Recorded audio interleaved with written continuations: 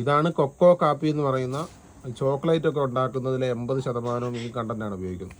ഇതിനകം പൊട്ടിച്ചു കഴിഞ്ഞാൽ ഇതുപോലെ ഇരിക്കും.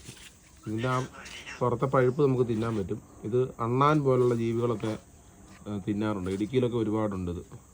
ഇടുക്കിയിൽ നിന്ന് കാഡ്ബറിക്ക് രാജാക്കാട് ഭാഗത്തൊക്കെ ഒരു ഫാക്ടറി ഉണ്ട്. അവരിത് കളക്ട് ചെയ്തിട്ട് നമ്മുടെ ഇതുണ്ടാക്കും, ചോക്ലേറ്റ് ഉണ്ടാക്കും. ചോക്ലേറ്റ് പോലുള്ള ഐറ്റങ്ങളെല്ലാം ഇതിൽ നിന്നാണ് ഉണ്ടാകുക. ഹോം മെയ്ഡ് ചോക്ലേറ്റ് ഒന്നും കേട്ടിട്ടില്ലേ? അതിൻ്റെ ആ അകത്തെ ഇതാണ് അതിൻ്റെ കുരു. ഇത് പൊട്ടിച്ചു കഴിഞ്ഞാൽ കാണിച്ചു തരാം. ഇത് പൊട്ടിച്ചു കഴിഞ്ഞാൽ ഇതുണ്ട്. ഇതിനകത്ത് ഇതാണ് ഒറിജിനൽ ചോക്ലേറ്റിൻ്റെ ഉൾവശം. ഈ സാധനത്തിന് കയ്പ്പാണ്, തിന്നാൻ പറ്റില്ല. കയ്പ്പെന്ന് പറഞ്ഞാൽ അതുപോലെ കയ്പ്പാണ്.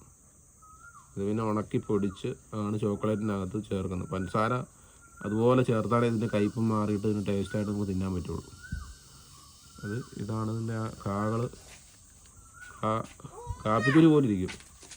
ഈ കായ ഇങ്ങനെ പൊട്ടിച്ചു കഴിഞ്ഞാൽ ഇതുപോലെ കറുത്ത നീല കളറുള്ള കരിനീല കളറുള്ള ചോക്ലേറ്റ് ഇത് കാണാം.